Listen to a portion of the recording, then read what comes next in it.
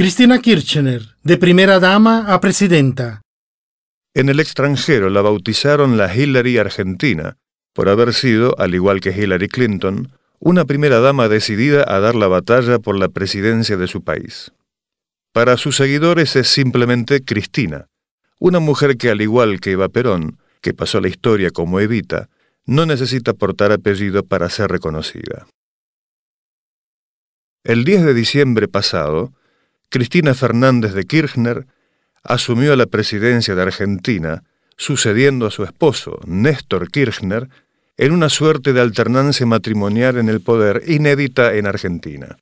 Si bien es cierto que Isabel Perón, la tercera esposa de Juan Domingo Perón, asumió la presidencia en 1973 tras la muerte de su esposo, Cristina Fernández es la primera argentina que recibirá el bastón presidencial de manos de su propio marido. Nacida el 19 de febrero de 1953 en la ciudad de La Plata, a unos 60 kilómetros de Buenos Aires, conoció a Néstor Kirchner en 1974 en la organización estudiantil peronista Federación Universitaria para la Revolución Nacional, mientras estudiaba Derecho. Eran años de efervescencia política en Argentina. Poco después, en 1976, se produciría el último golpe militar.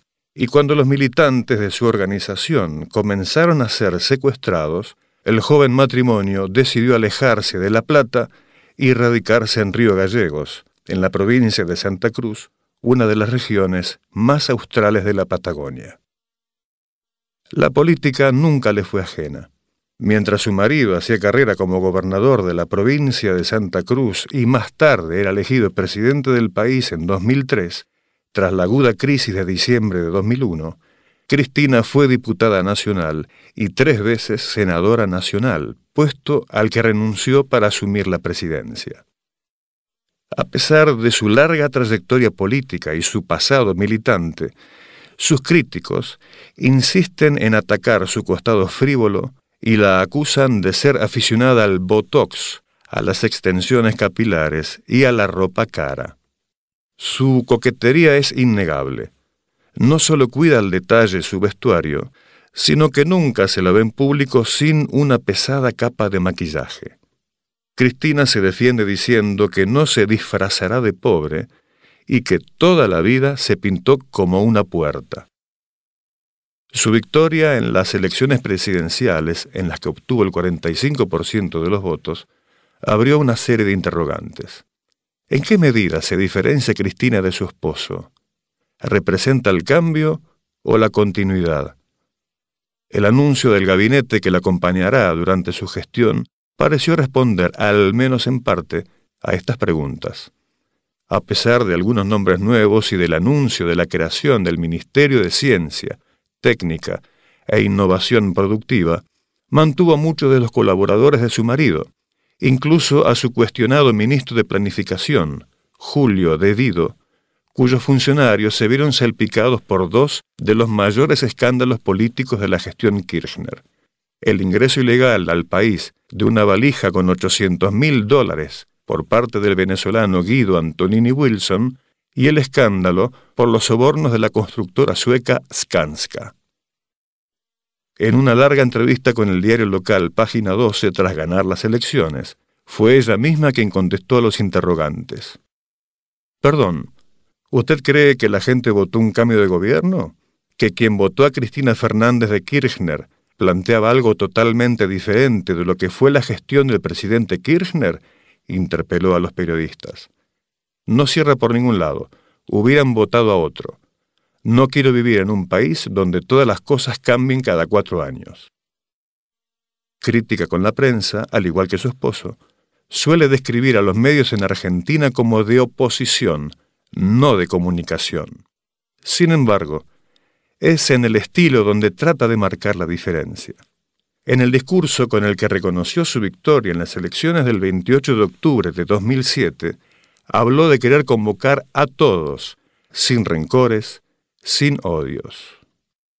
Esto fue leído por la mayoría de los analistas políticos como un claro intento de diferenciarse de su esposo, frecuentemente criticado por su tono poco conciliador. A escasos metros, invitada especialmente para la ocasión, la escuchaba con atención Ségolène Royal, ex candidata socialista a la presidencia de Francia. En otro intento de acercar distancias, el último día de campaña se pronunció en contra del aborto, lo cual fue leído como un guiño a la Iglesia Católica, con la que Kirchner mantuvo una relación fría y distante durante toda su gestión. Luego, a apenas 15 días de su victoria, aprovechó una reunión con el secretario de Estado del Vaticano, el cardenal Tarcisio Bertone, para invitar al Papa Benedicto XVI a visitar el país en diciembre de 2008. Un mes después de su victoria, viajó a Brasil para reunirse con el presidente Luiz Inácio Lula da Silva, con el fin de proponerle un sistema de consultas directas bilaterales. Aunque ella lo niegue, muchos analistas políticos vieron en este viaje la decisión de privilegiar el eje Buenos Aires-Brasilia sobre el Buenos Aires-Caracas, que le granjeó a Néstor Kirchner más de una crítica por parte de la Casa Blanca. Cristina Fernández tiene, además, un perfil mucho más internacional que su esposo, poco amigo de viajes y cumbres. Tanto antes como después de lanzar su candidatura presidencial en julio, visitó Francia, donde se entrevistó con los entonces candidatos Nicolas Sarkozy y Ségolène Royal, España, donde se reunió con el jefe del gobierno español, José Luis Rodríguez Zapatero, y los reyes de España, México 2 veces, Alemania y Austria. Los desafíos que tiene por delante son muchos, como el pedido de incremento de tarifas por parte de las principales concesionarias privadas de servicios públicos y los pedidos de recomposición salarial de los sindicatos.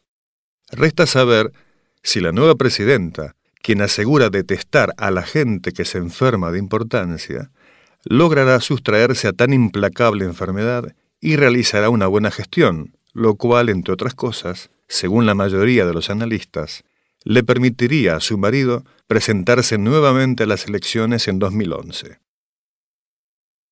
No es ningún secreto que Cristina Kirchner admira a las mujeres fuertes, luchadoras, que supieron hacerse un lugar en la política, como Royal, la presidenta de Chile Michelle Bachelet, o Hillary Clinton, precandidata demócrata a la presidencia de Estados Unidos. En su biografía Reina Cristina, la periodista argentina Olga Warnat transcribe la opinión que tiene Cristina Kirchner de la esposa de Bill Clinton. Hillary me gusta mucho, dice, y por otra parte, siento que es una solidaridad de género por el gran ataque que sufrió desde el principio de la presidencia de su marido, cuando la acusaban porque ella iba a reuniones, porque participaba o se metía en cuestiones que no eran propias de una primera dama. Supo construir un lugar y una imagen importantes, no independientes de su marido, sino coexistiendo con él sin chocar.